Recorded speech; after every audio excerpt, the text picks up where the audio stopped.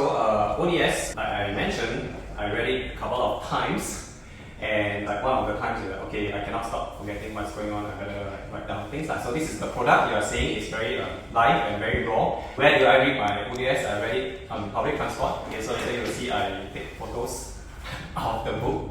So I have one pen, and then I have my phone. I was taking notes, and this is from my phone.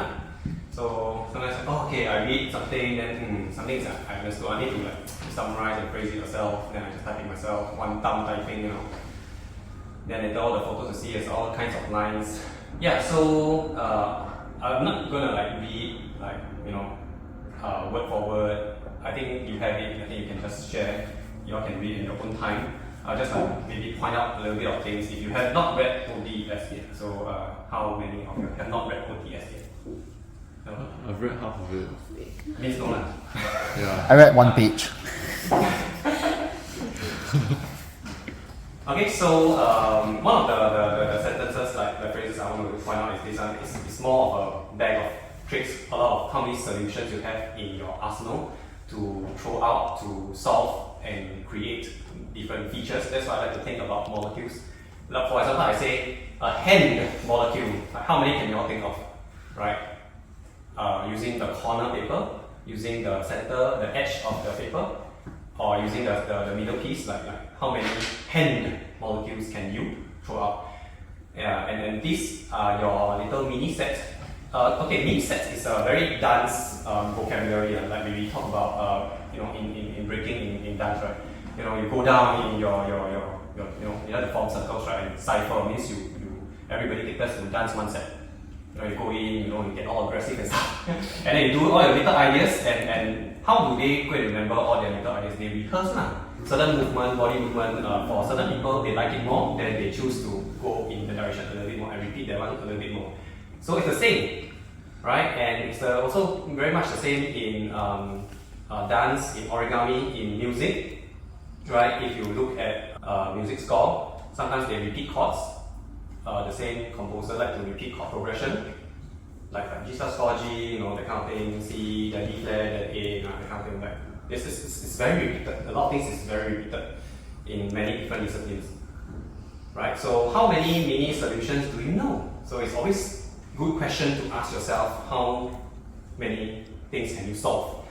How many little pockets of information can you solve? So when you look at a new topic, say you want to follow the projector behind there, then you have many solutions to come up with. Design can be pursued in a systematic fashion. I like that sentence a lot because it's like scientific method, right? You can read up a lot first, you can think about it, and then you can make it happen. When you see these square brackets, it means the chapter, then the capital letters are the chapter name, and then the bracket numbers are the page number. So I'm nerdy like that. So traditional basis, ODS of course bring you back to your basics. So you have your kite base, your fish, your bird, your frog bases.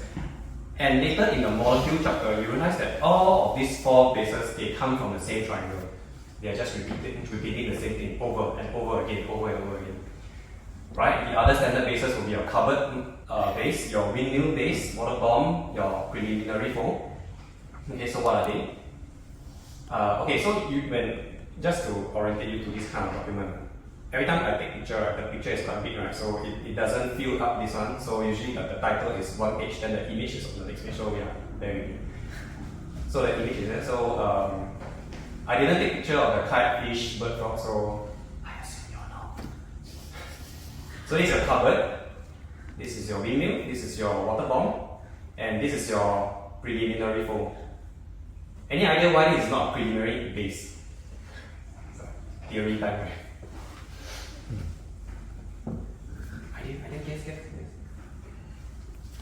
Okay, the definition of a base is because your axis poles are all coming together, right? This is your axis that comes to, math, you have your axis, right? Then it comes down to the axis. Then this is your hinge, like the door hinge, right? The definition of a base is your hinges must be 90 degrees to your axis, right? So you look at this one, to your axis are here, but the hinge is here, so it's not like 90 degrees. Okay, this is just the stuff, right? When you say axis, you mean the edge of the paper, is it? Not so much of the edge of the paper, it's more of the part of the molecule that forms and comes together. You know a rabbit ear, the axis, yes, it's the edge of the paper, but if you connect many rabbit ears together, they won't be the edge of the paper, but they are still called axis folds. Okay. Right, so they will still come together. Yeah. So this is a preliminary fold, and why is it here? Because it's too important to ignore. This is a precursor to many different things out there. For example, flat paper. Okay, so bases can be stretched or blinched, so you like repeat things or you pull things apart, and how does it work? Yeah, so this is blinzing, so you take this triangle, you copy, you paste, and then outwards, then you just open it upwards, then you get another image like that. When I scroll down, just one more scroll, you get three tools you can use to design something. Very exciting, right? Okay, so we know what the bird base looks like. You can just distort it a little bit, you can stretch it a little bit, and you'll get different shapes, and you can use it to do different things. So you can see down here, this is your common bird base. You push it upwards. This is the diagonal. So of course you can push it lengthwise, and you'll get a different kind of feeling. You get a different kind of effect. Then you can use that to do something else other than your common paper, right? So this is your two degrees of freedom. Then distorting. So you take the center and you pull it a little bit away. Right, then it becomes something new. So you can see this one pulls towards the edge. If you pull it towards the diagonal, then it's going to be another kind of look. Right, so splitting points is also a topic that you will learn. Means one edge, how do you make it into two, or three, or four or more? And this will be very important for things like your hand molecule. How do you split into 5 fingers? And of course, it comes with a price. When there's a long length, you want to split it, you're going to consume length, right? Basic economics. Then this is one of the solutions to fold a point split, and the topic will tell you a lot of different ways to split things. And they talk about ideal split, whereby it gives you the best length to your resource ratio, your starting point ratio. So this one is not a left-right split, it's a top-bottom split. So you can use it for animal jaw and things like that. So you see, you start to pick up molecules, you start to pick up mini sets and mini solutions. And this is the folding set to go and solve that problem. You can see over here is a top-down kind of solution. You all watch Mandalorian? Yes. There's this creature called the blurb, right? B-L-E-R-R-G or something. Yeah. Does this look like the blurb? Yes, it does. Yes, it does, right? It's like I was looking. Right? See, the filter is coming in already. It's not planned. Okay, so splitting corner flaps, splitting edge flaps, all these things are, the foundations. You need to know how to split things. These are the solution sets to create a split point in the middle. You can see it starts off from the middle. This is a frog base. Yeah. Then blah blah blah blah blah. Then you end off with 4 flaps over here instead of 1 long one. Okay, so pretty cool stuff you can learn over here. Yeah, they'll teach you more interesting things on the narrow points, more complex split. So if you want your creature or whatever, to have 2-point split, 3-point split, 4-point split, you are covered. Okay, 5, 6, 7, you are all covered. So you can see there's a different way of splitting. This is your 22.5 kind of angle. This is your more diagonal kind of shape. And this is your more like 90-degree kind of splitting. So 1 split to 3 to 5 to 7. These are the common solution set. And you realize that there's this little triangle gadget over here to make everything ease off and be flat foldable. Right? And the random dot is just the example. You learn mathematics, right? Then you need to do some example. See some example. So this is the example that he gave for point split. That is, bird base, then you do this, blah, blah, blah, blah, blah, then you get some extra flaps over here. Goldfish is also the example, so then you start off here, blah, blah, blah, blah, then you get some spare flaps over here. Okay? Yeah. Radial point split. Yeah, examples, create like, the animal food or whatever. Okay, grafting is probably the biggest, most important part about origami design, this chapter. Origami, we like to say non-addition, non-subtraction kind of art, right? Addition art means like painting, you are adding paint, adding. Subtraction art means like carving, you're carving the stone away from the model. So origami is like one square, then you fold and it becomes a model. So you're not adding anything, you're not removing anything. How do we keep adding features into one piece of paper by not gluing something up? It's true, the topic of grafting. The example, of course, bird base being the most popular, then they add several bird base together, then you equalize everything back into a square, and then you fold this, and then you get a kind of solution. Yeah, it's just a folding solution. And this is his KNL dragon, Kasahara New Dragon, and Lang Dragon. So K and L. So it's 3 different people doing 3 different things, then he merged everything together using grafting. So you can see this is the theory behind it. Then there's corner graph, then this is how it looks like. Then there is middle graph, it looks something like that. Then there is cross graph, all kinds of different graph. Out of the world kind of graph, even more out of the world kind of graph. And of course, you graph, you need to find the solution for all of this. Like there's a question mark here. So whose problem is it to solve? The designer's problem to solve, right? Cut, add, all kinds of funny things can happen. Even this kind of H-shaped graph exists also. Then the example he gave was this tree hopper is a kind of bug, I guess. Then this shaded part is the grafted part. Then separating a fish base. Yes, fish base. Okay, so that's talking about grafting. You are adding features onto the paper. Then pattern grafting, we are talking about how do you print a kind of pattern, a kind of texture onto the paper. Say for example a turtle shell. Turtle shell doesn't just have the little hump, it has these lines on there. So this chapter talks about that. So to solve this, usually we just talk about tessellation. That is why I need triple T. So I folded just the tessellated molecule of it. So this is the solution for fish scales. Then you put many of them together, then you're going to get fish scales, right? And this is one unit. Then how you get 4 units together, 5, 6, many units together. And because of this is also a very similar topic. Grafting, tiling, pattern grafting is all about adding things and making it happen again and again. I think tiling is pretty much the same thing. When I read it, it's the same, But I guess the word tile means you're repeating the same thing, same size, like your floor tiles.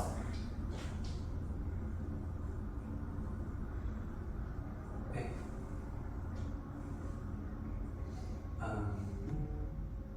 Yeah, so you see, all these things are actually repeated a lot, many times. Your fish base, your bird base, your frog base, they are all exactly the same thing, repeating from just this one triangle. And this one triangle is called your rabbit earful. Yeah, so more examples, blah blah. And we talk about things like you need to consider your alignment of your folds. If it does not align, then the smallest one will take precedence. So if you add reverse, it starts to get very complicated, right? A lot more and more vocabulary coming in, Your reverse must also match and must be of the same width. Things like that you need to consider. And very crazy example of all your this tiling. So the thing he's tiling is actually this little parallelogram here, this rectangle here. It's repeated all the way to get this many flaps, and you get a bug, pill bug, centipede. Can do crazy things like that. Okay, and next one is circle packing. And if you are into origami design, you know that it's all about circles, packing circles. And this page talks about packing the biggest circle you can ever have on the paper. So this is the solution for that. So I took a picture of this because it's like quite cool. How do you have the biggest one flag? Is this a solution? How do you have the biggest two flag? This is a solution. How do you have the biggest three flag? This is a solution. 4, 5, 6, 7, 8, 9. All of them are planned out like that. Somebody actually already thought about it for you. Okay, then molecules, putting things together. So you see a lot of very similar ideas. They're just like adding things together. This is a triangle molecule right here. Then this is quadrilateral molecule. Then you have things like sawhorse, I think, some very gusset molecule, whereby in the middle, you know what's a gusset? It's a vocabulary that's found in fashion. Okay, so your armpit or your pants or crotch area, you need more movement, then you add extra patch of cloth there. Okay, that patch of cloth is called a gusset. So this acts like the gusset molecule, to help solve certain problems. Like that, so folding sequences, variations to how you can do things, molecule reverse, molecule like sawhorse molecule. So, and as I was reading, so it's like all this vocabulary I also didn't know. You know what's a sawhorse? Yeah, actually I also didn't know, so I went to go and Google. So a sawhorse is a wooden plank, a thin wooden plank with 2 legs. Okay, so what do you use it for? You use it to saw things. So you put your plank on top and then you saw off the side. Yeah, that is a sawhorse. I didn't know that that's a thing. Yeah, so I grew up in the city. I don't do this. Okay, then next. So circles, putting them together, you need to know your tree diagram, and then this is the example that he used, the orchid. All the kinds of circles that he needs, then he puts them on the paper, and he finds that this is the best solution, right? And then by origami rules, if the circles touch, then your center of circle must join to each other as well. All the circles, center of circles are joining. So you realize that, hey, I have a quadrilateral here. This is one molecule here. Can I have the solution for this? And I have a little river in the middle. And the answer is yes, because you already finished learning your molecule topic, right? Your tiles topic, right? So you start to add creases here. Then ta-da, crease pattern, new design. So a lot of ODS is just like that. They tell you the systematic way of how to go and look at things, look at origami, and how to go and realize a certain project. So this is tree diagram, very common. So how they dissect, how a tree diagram is being dissected for you to consider how to put a model into a paper.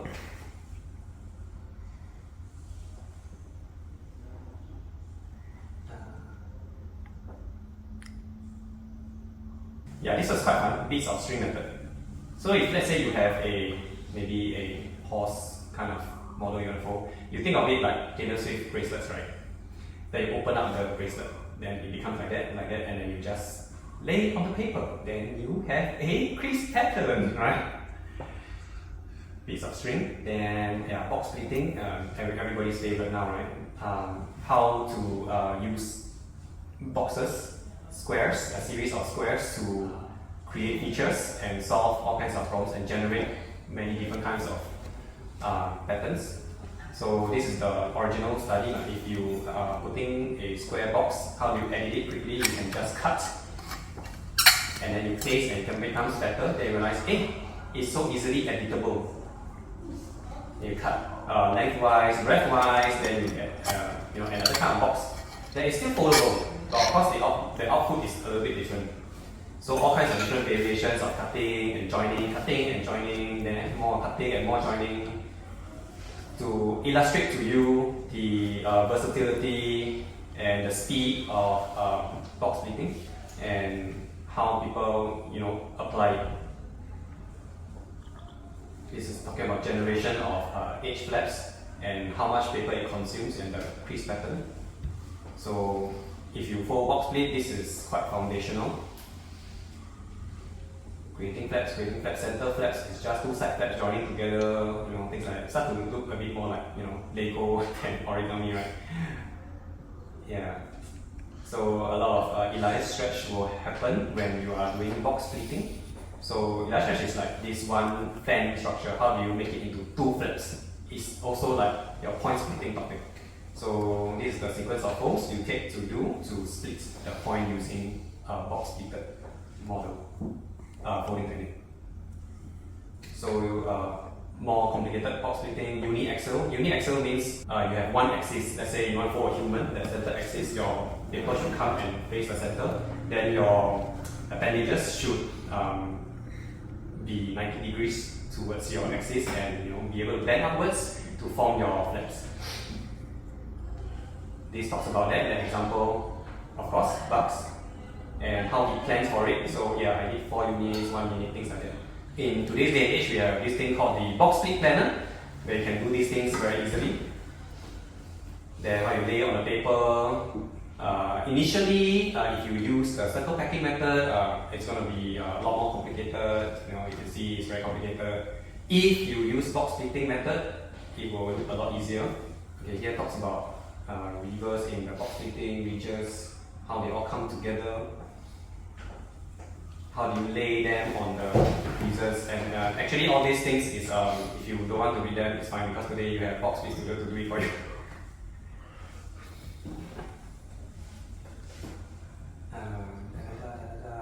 Boring stuff.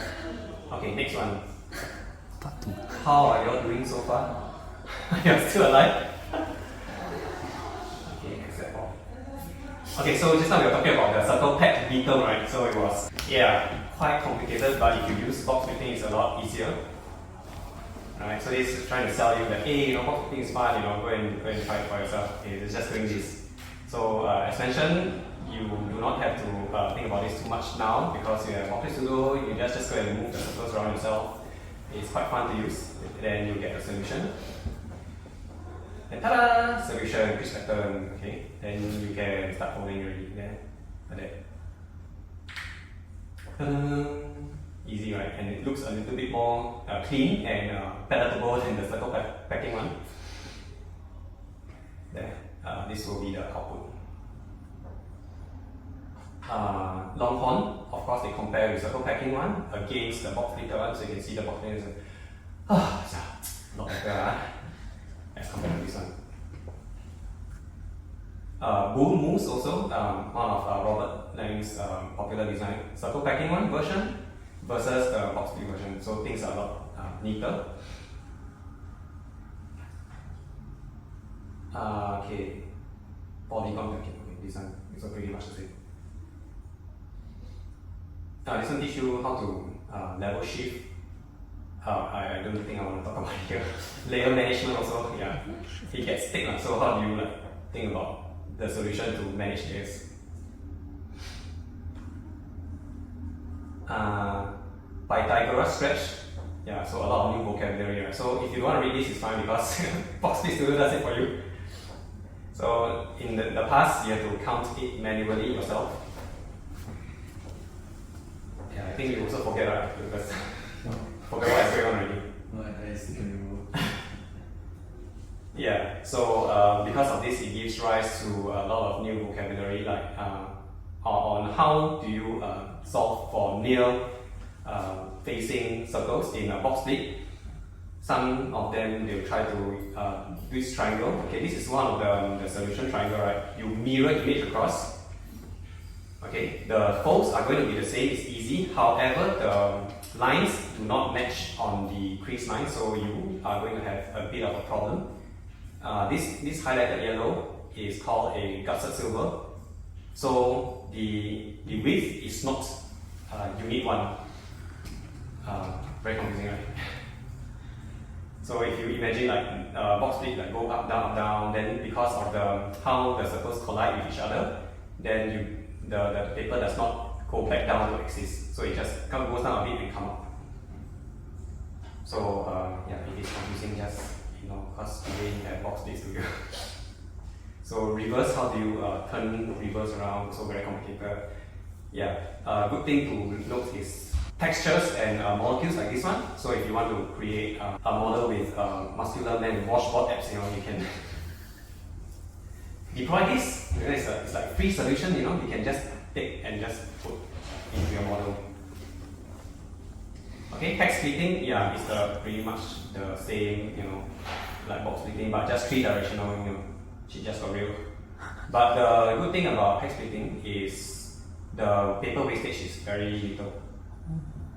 Yeah. Okay, I'm not a very good hex pleater, but I tried to hex pleat for my UEFA Champions League because I needed longer, more efficient cuts, but yeah, it didn't work out. Okay, so they compare box pleat versus hex pleat. Okay, how to do level sheet, things like that. Okay, yeah, very complicated. Then this is the example of how to use hex pleat for a beetle. And these are the common hex pleat dimensions to use if you want to put into a square, because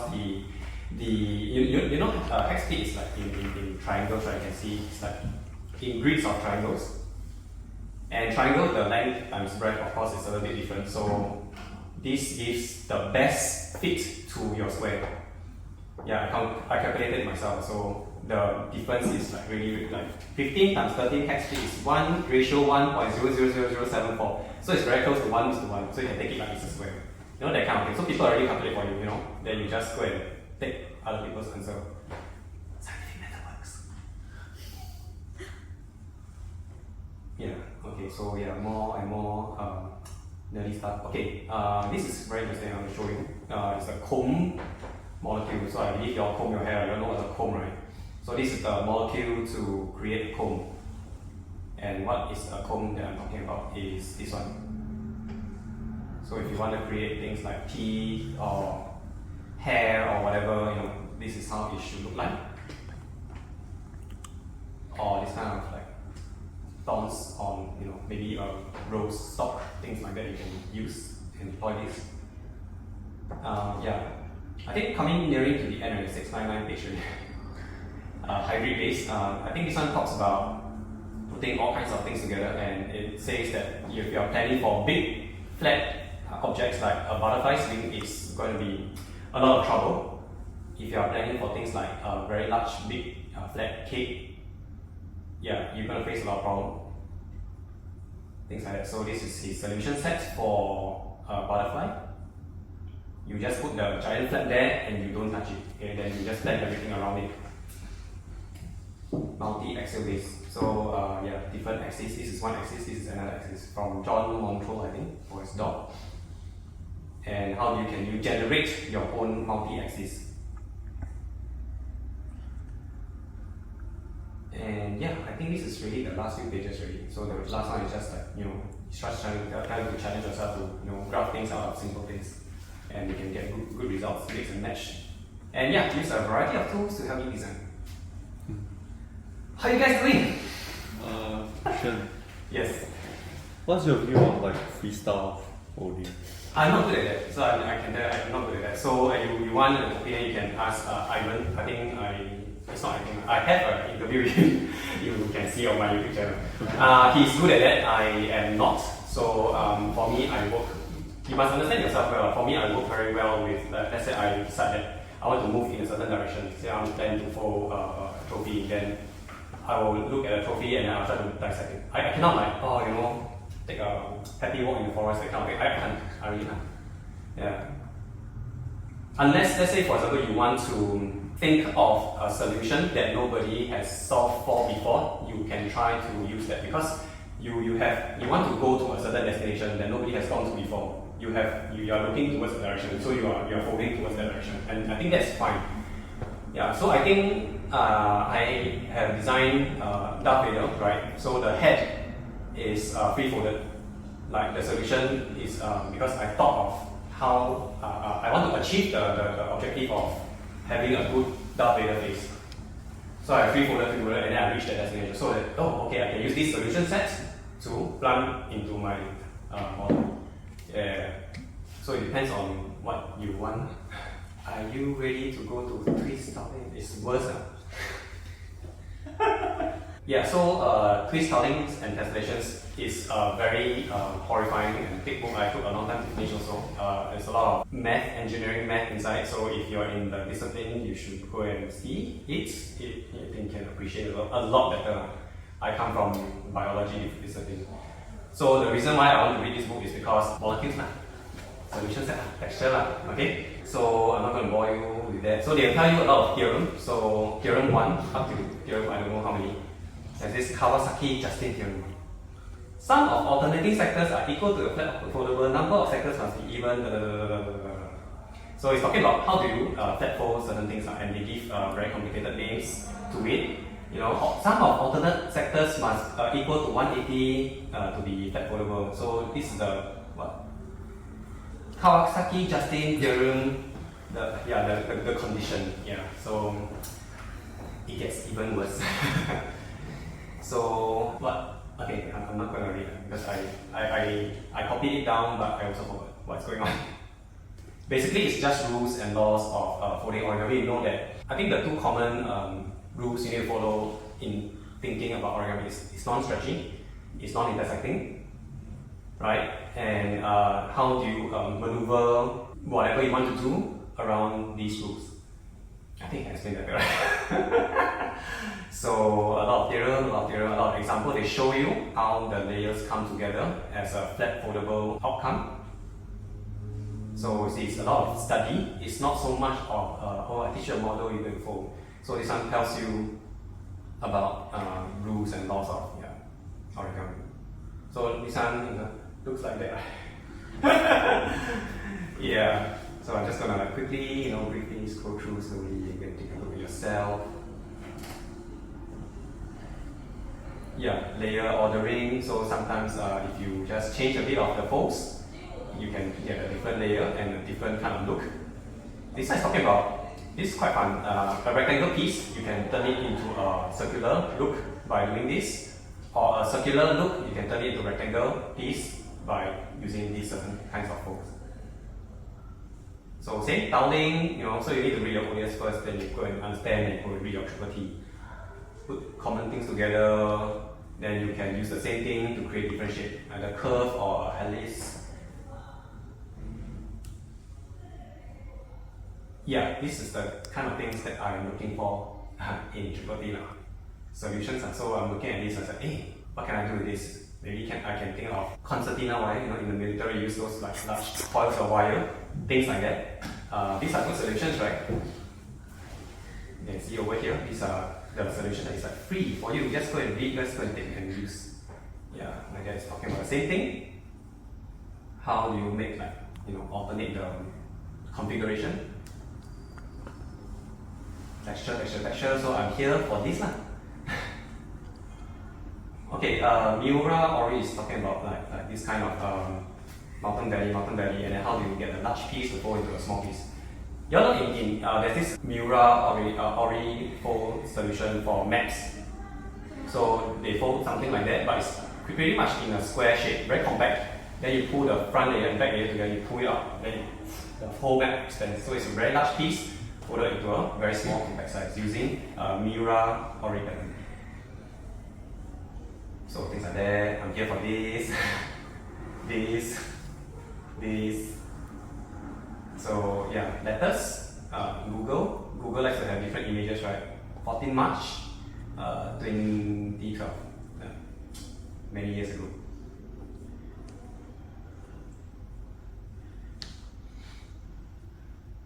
So a lot of textures, things like that. This is fun. You boil shape tube and fold it, twisting down and become flat using this solution. Yeah, this coil thing is something that I want to explore a little bit more. I'm not sure if you all know this TikToker called Origami. Yeah, she is a very lively and energetic presenter. She does this also. Then she, you twist, it becomes black. You twist, then it becomes white. So this is the model that's shown over there. The thing that I have in my mind when I'm looking at this is like, are you familiar with like different kinds of lightsabers. This looks like the part of Luke Skywalker's lightsaber, right? Yeah. So I'm here for this. You know, things like this. Flasher, how do you fold the flasher, what's the solution set? And how do you get a flat sheet of paper to be so malleable in 3 dimensions using this sequence of water bomb base? They call it the magic ball. And all kinds of textures like that we can do, and shapes. So yeah, sorry, it's really damn dry. Square twist. Are you all familiar with Boy's Wong Square Twist Samurai? Right? Okay. So it's a samurai shape, but the armor plates have this square twist pattern. So I like that one a lot because you put tessellation into your model and you measure it so accurately that it appears at that position. Square twist samurai. How do you fold bricks? So if you fold a house, you know, this is the solution. Things like that. So square twist, the concept works for triangle, square, pentagon, hexagon, and so on and so forth.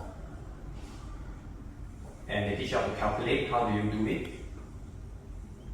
And over here you see there's a gap down here. This is called an open twist, I think.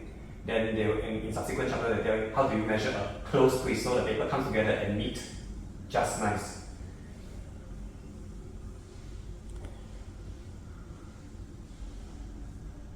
So I think this one, they show you an irregular shape. You can also use the same theory to twist it for whatever reasons you might have. I think there's this book from the Origami. Origami has an Origami book, just so you know. Then they talk about Voronoi twist, V-O-R-O-N-O-I. So it talks about all kinds of irregular shapes. You place them together, you tilt them a little bit, then you can twist them all like that, and they all come together very nice. Super dry, yes. It's the same thing.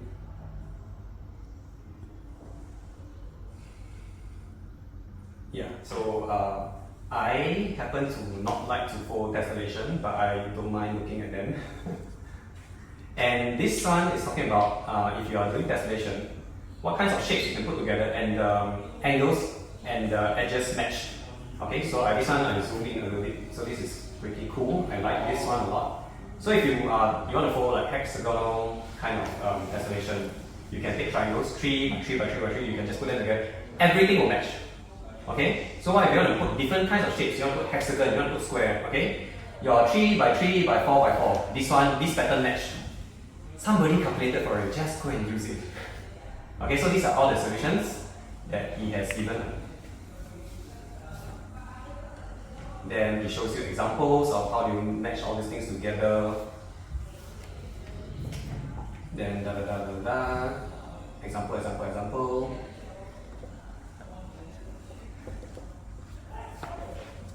All kinds of very beautiful artwork.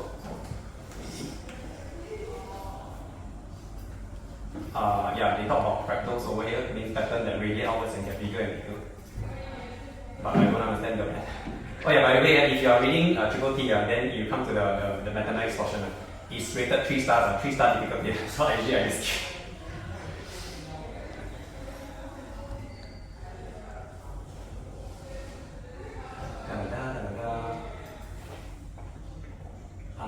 yeah, solutions like this is also fun, but if you want to do a weave,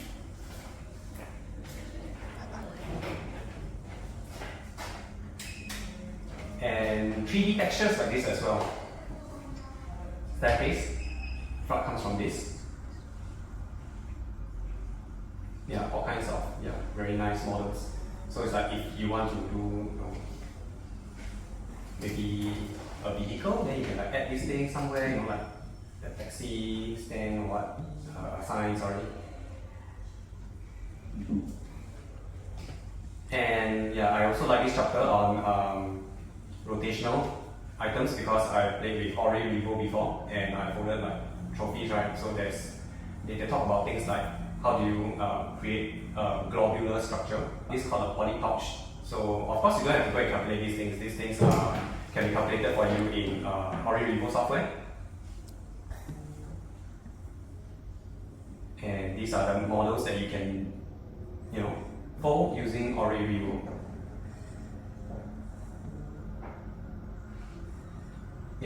interesting patterns like that. Let's say I want to fold this, then I put it on top of a house model, then ta-da, this is the solution.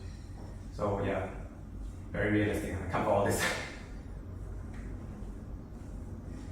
This is also another kind of origami that people do, like they do this like fruit ninja kind of slice thing, and this is how they create this shape. It's very good study, like that as well. Yeah, I think I'm coming to the end already.